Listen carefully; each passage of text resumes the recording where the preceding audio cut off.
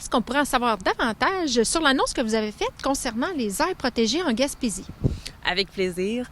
En fait, on voulait souligner le très grand engagement de la communauté de la Gaspésie dans le cadre de l'appel à projet du gouvernement pour la création de nouvelles aires protégées. OK. Mais c'est quoi les différents types d'aires protégées? Bien, en fait, les citoyens et citoyennes connaissent plusieurs aires protégées déjà, peut-être sans le savoir. Par exemple, quand on est au parc Forillon ou dans le parc de la Gaspésie, on est dans une aire protégée. Par contre, on est dans une aire protégée où on peut randonner, faire du canot, mais on ne peut pas récolter. Dans la plupart de ces parcs-là, on ne peut pas chasser, pêcher généralement, puis récolter les petits fruits. Il y a des aires protégées qui sont beaucoup plus restrictives. Près d'ici, on a celle de Grande-Rivière, donc la réserve écologique de Grande-Rivière. Pour y mettre le pied, ça prend un permis. Donc, ça prend un permis de recherche. C'est permis dans des cadres scientifiques.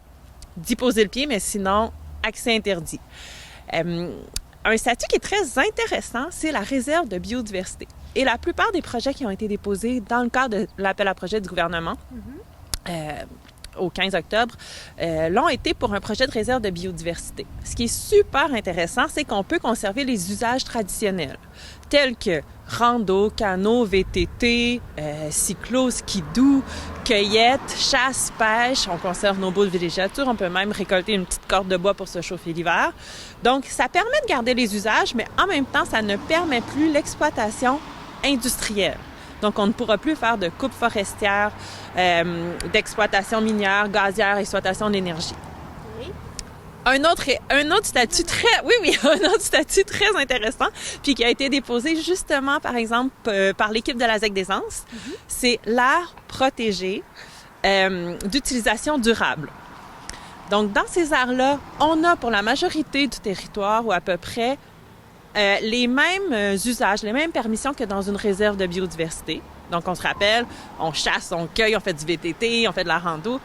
Par contre, pour une partie du territoire, on veut plus de latitude. Puis, c'est que la communauté veut avoir plus de latitude pour gérer le territoire.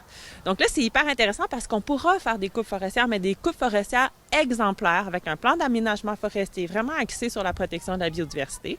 Puis, le bois qui sera coupé dans la forêt pourrait servir, par exemple, à préparer des meubles ou à chauffer les aînés pour l'hiver. Donc, c'est une aire protégée super intéressante. Et je m'en voudrais de ne pas parler des aires protégées d'initiatives autochtones. Par exemple, la communauté de Gaspé-Gag a un super beau projet là, avec la rivière Cascapédia. Il y a combien de projets qui étaient déposés ici en Gaspésie? On a une cinquantaine de projets, près d'une cinquantaine de projets qui ont été déposés en Gaspésie, dont environ 5 pour les aires marines aquatiques. Les projets déposés, ça va représenter combien de la superficie d'aires protégées du territoire? On n'a pas l'information à ce stade. Par contre, ce que je peux vous dire, c'est qu'en Gaspésie, c'est 9 de la superficie terrestre qui est protégée à ce stade-ci. L'objectif du gouvernement, c'est d'atteindre une cible de 30 Donc, 30 d'ici 2030. C'est d'ailleurs un engagement audacieux que le gouvernement a pris lors de la COP 15, la conférence des Nations unies pour la biodiversité, en 2022. Donc, le Québec, comme plusieurs autres provinces et pays, s'est engagé à atteindre 30 d'aires protégées. Puis c'est dans ce contexte-là qu'il a fait l'appel à projet, qui durait depuis le mois de juin, qui s'est terminé le 15 octobre dernier, puis qui visait justement à encourager les citoyens et citoyennes qui sont, au fond, les experts du territoire, à proposer des territoires à protéger. Par exemple, le projet de la petite Cascapédia, qui a été déposé par des citoyens et citoyennes, est très intéressant. Là, on a décidé de protéger toute la rivière, du sud au nord, donc en proposant une bande riveraine d'environ 1 kilomètre de chaque côté. Maintenant, on a proposé aussi un agrandissement pour le projet de la ZEC des Anses ici. Vous en avez certainement déjà entendu parler. Initialement, c'est un territoire de 60 km² qui avait été proposé. Puis le gouvernement a annoncé sa protection, donc sa volonté de le mettre en réserve le 8 mars dernier.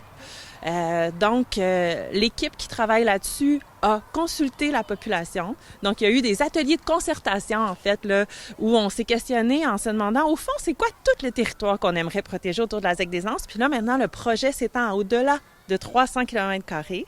Puis c'est un projet qui a été déposé aussi en aire protégée d'utilisation durable parce que pour un secteur donné, ça va donner plus de latitude. Vous avez peut-être entendu parler aussi du projet de développement récréo-touristique que porte la ZEC des Anses avec le CLD ici dans Rocher-Percé. Donc, ça va permettre à ces projets-là d'exister dans les aires protégées. Donc, ça, c'est un projet qui tient à cœur vraiment aux citoyens et citoyennes. J'aimerais vous parler aussi de la rivière Bonaventure. Donc, un projet d'agrandissement du projet d'aire protégé de la rivière Bonaventure a été déposé qui va englober, par exemple, le site du Quartz et aussi le ruisseau Creux. Donc, voilà, ça va être un autre projet intéressant. Et juste ici, là où on est, un peu à l'est, on a la rivière Petit-Pabot. La rivière Petit-Pabot, il faut savoir qu'elle est bordée par des aires intensives de production ligneuse. Donc, une AIPL, aire intensive de production ligneuse, c'est un territoire qui est octroyé à l'industrie forestière pour faire de l'aménagement intensif. En d'autres mots, souvent des coupes à blanc. Donc, à ce moment-ci, il y a des coupes à blanc de part et d'autre de la rivière, sur tout son long. Puis, la municipalité de Chandler a demandé un moratoire. Et en même temps, la ZEC-PABOC a demandé la création d'une aire protégée.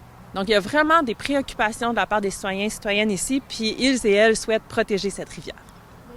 Les citoyens engagés dans leur projet, est-ce qu'ils sont soutenus par leur MRC respective? En fait, il y a des MRC très proactives. Il y en a d'autres qui le sont moins. Par exemple, ici, dans la MRC Rocher-Percé, moi, j'ai relancé les MRC pour demander leur appui à l'analyse des projets, ce qui est nécessaire pour que les projets soient retenus par le ministère de l'Environnement. Puis à ce stade-ci, j'ai toujours pas de suivi.